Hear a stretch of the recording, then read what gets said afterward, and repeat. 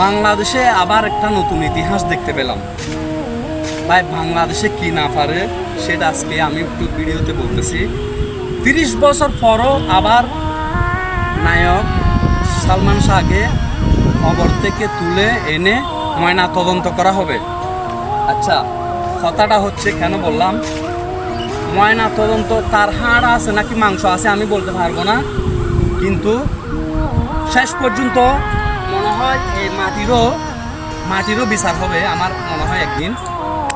তার জন্য কথাটা বললাম।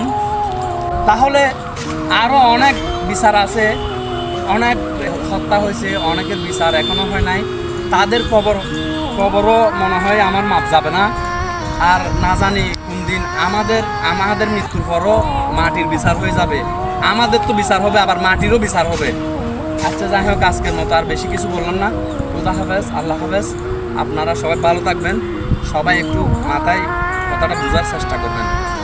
ধন্যবাদ।